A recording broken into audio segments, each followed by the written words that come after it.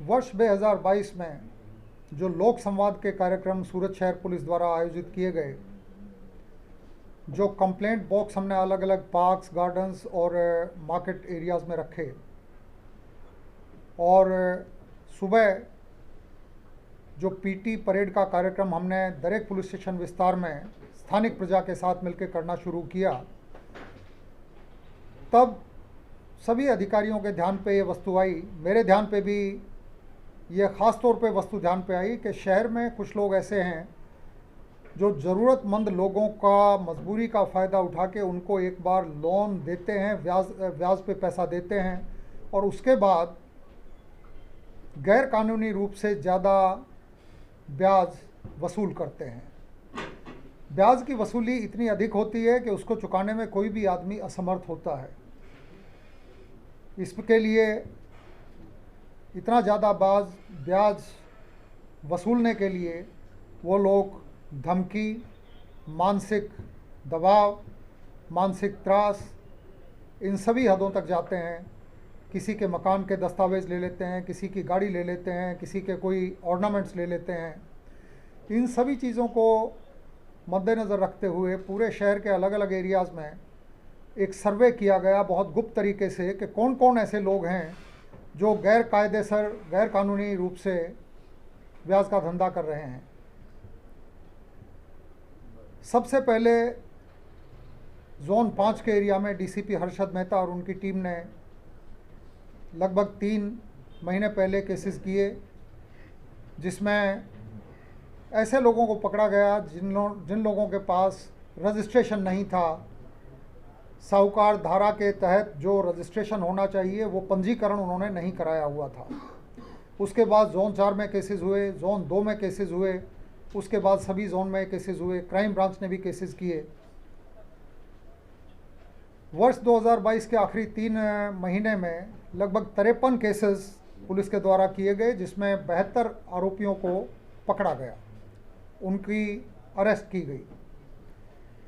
2023 में गुजरात सरकार द्वारा इस चीज़ की बहुत गंभीरता से नोंद लेके ये सूचना दी गई कि ये प्रवृत्ति पूरे राज्य में बंद की जाएगी और सभी शहरों में और ज़िलों में इस काम को ज़्यादा ताकत के साथ किया जाएगा।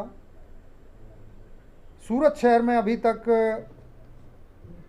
9 जनवरी तक, यानी कल तक, 103 ऐसे केसेस रजिस्टर किए गए हैं गैरकायदेसर ब्याज के अपराधियों के खिलाफ, जिनमें 85 आरोपियों को अरेस्ट कर लिया गया है। 26 आरोपी वांटेड हैं, उनको पकड़ने का प्रयास अभी चल रहा है।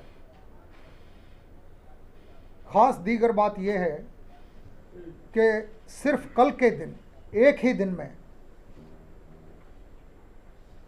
49 केसेस पुलिस द्वारा रजिस्टर किए गए, जिनमें 56 अपराधी के विरुद्ध में ये गुनाह रजिस्टर किए गए, 34 को अरेस्ट कर लिया गया है और बाकी 22 को वांटेड बता के उनको पकड़ने का प्रयास अभी चल रहा है।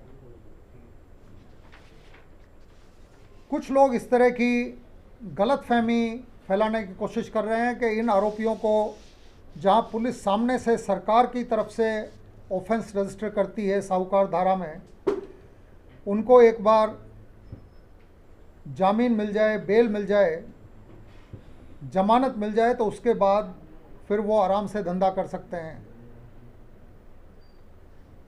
इनको जमानत मिल जाए, जामीन मिल जाए, उसके बाद भी पुलिस की टीमें इन पे वॉच रखेंगी।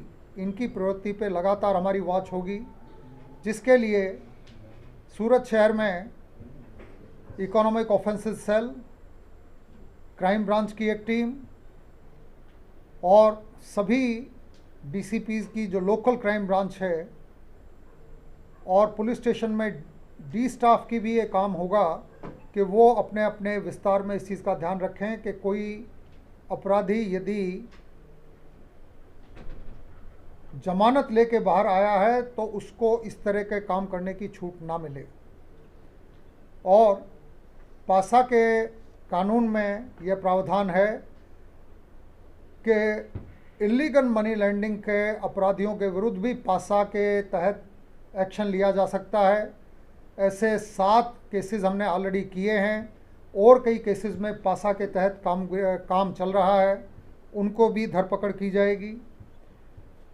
ये जो स्पेशल टीम है लगातार इस चीज़ पे वॉच रखेंगी कि सूरत शहर में किसी भी एरिया में कोई भी अपराधी इस तरह से लोगों का खून चूसने की प्रवृत्ति ना कर सके। जो कल केसेस किए गए उनमें 30 केस जोन 5 में किए गए, 12 केसेस जोन 2 में किए गए, 3 क्राइम ब्रांच ने किए, जोन 6 में 2, जोन 3 और जोन 1 में 1 केस किया गया। यह प्रक्रिया चालू रखी जाएगी और ये एक सतत चलने वाली प्रक्रिया होगी। लगातार पुलिस इसका ध्यान रखेगी। किसी भी व्याजखोर यानी लोन शार्क के डर के कारण, उसके धाक धमकी, उसके त्रास के कारण किसी भी परिवार को सहन करना ना पड़े, कोई भी आदमी इनका शिकार ना बने, इसकी खास तकेदारी रखी जाएगी। धन्यवाद।